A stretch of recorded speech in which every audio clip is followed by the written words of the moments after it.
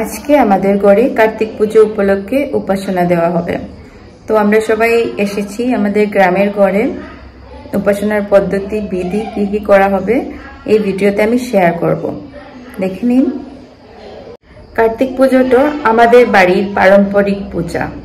আগে সারা রাত্র জেগে গান কীর্তন করে বিবাহিত মহিলারা এই পূজাটা করতেন। স্পেশালি যারা নতুন বধূ এই পূজাটা করলে অনেক ভালো হতো, ভালো হয় বলে সবাই বলেছেন। তো কিন্তু এখন স্বরূপানন্দর দীক্ষা নেওয়ার পর থেকে উপাসনা পদ্ধতিতেই এই পূজা করা হয়। আগে এটা একটা মেমোরি আমার কাছে। ছোটবেলায় এদিন আমাদের স্কুল বন্ধ করতাম, সারা রাত্র কীর্তন কার্তন, সকালবেলা ভোরে ওঠে প্রসাদ বিতরণ, অনেক মজা হতো। তো এখন এটা উপাসনাতে কনভার্ট হয়েছে, কিন্তু সবাই আসে, সবার সমাগমে সুন্দর করে পূজা হয়। আমি অনেক বছর পরে এটা অ্যাটেন্ড করতে পেরেছি। আমি তো বাইরে বাইরে পড়াশোনা চাকরিরত, তাই জন্য অনেক বছর পরে আমি ঘরে এসেছি এই পুজো উপলক্ষে। ছোটবেলায় আমাদের গরু ছিল, নিজের গরু। আমার দাদু দেখাশোনা করতেন, মানুষ সাথে ছিল। তো কার্তিক পুজোতে গরুগুলোকে নিয়ে কে একটা এসে স্পেশাল কিছু করতো, পূজা করতো, লাল শালু দিয়ে করতো। তারপর মাঠের মধ্যে সবাই নিজের নিজের ঘরের গরু নিয়ে আসতো, এগুলা করতো। আমি নিজে এগুলা দেখেছি, তো মনে পড়লে অনেক ভালোই লাগে। আজকে আমার দাদু এই জগতে নেই, কিন্তু ওনার স্মৃতিগুলো রয়েছে। যখনই কার্তিক পূজায় আসে আমার ওনার কথা খুবই মনে পড়ে। এই দেখো রান্না বান্না শুরু হয়ে গেছে। রান্না পূজা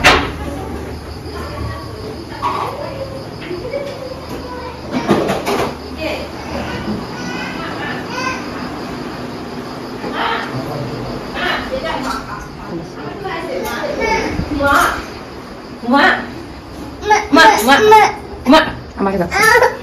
এখানে না, বাইরে লাইট দিচ্ছে না।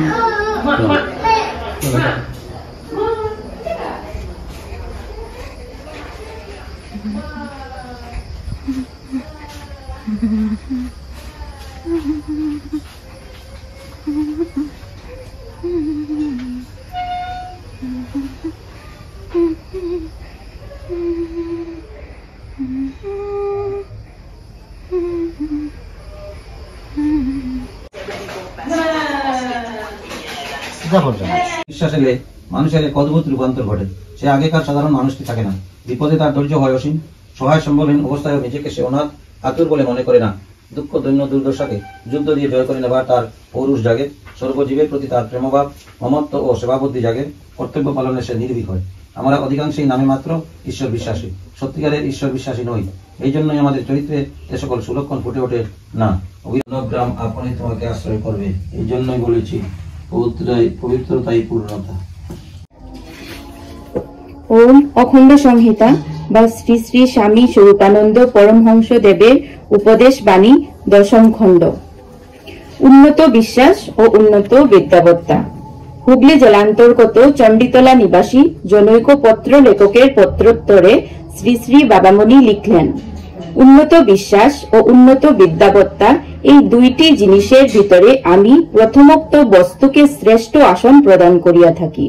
কারণ উন্নত বিদ্যাবত্তা চরিত্র বর্জিত ব্যক্তির পক্ষেও দুর্লভ নহে, কিন্তু চরিত্রের মেরুদণ্ড খুব দৃঢ় না হইলে কেহ উন্নত বিশ্বাস অর্জন করিতে পারে না।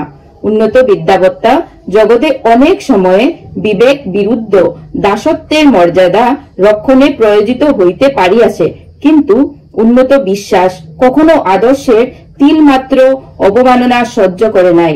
এই জন্যই তোমাদের প্রতি আমার প্রথম আশীর্বাদ, বিশ্বাসী হও। দ্বিতীয় আশীর্বাদ, বিদ্বান হও।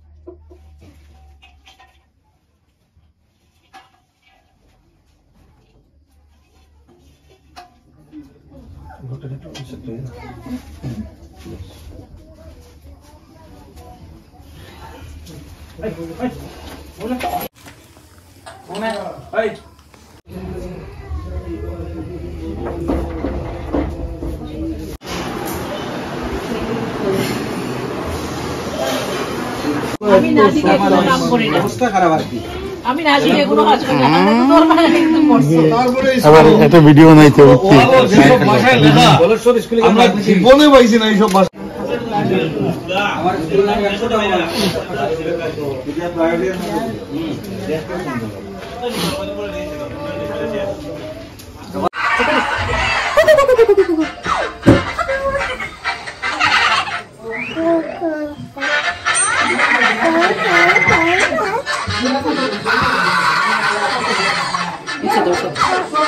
Thank you.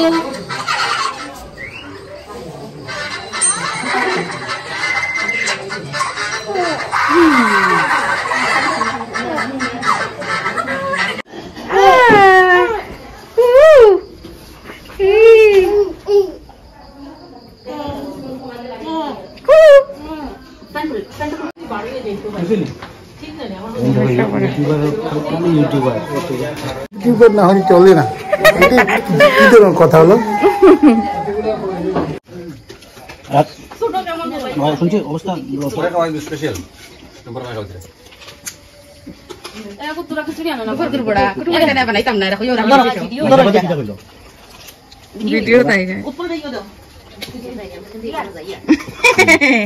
গরম গরম খিচুড়ি খাইয়া খাইয়া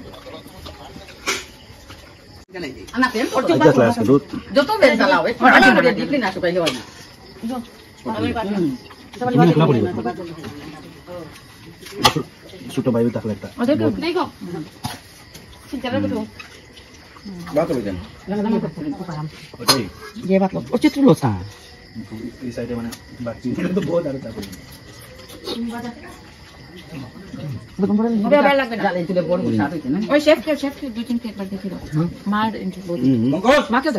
না তোমার এখন বেশি দিন তোমার হরি লোক যখন বড়ই গম না আমার পরে নজে টুই লইব পরে টুই লইব আমার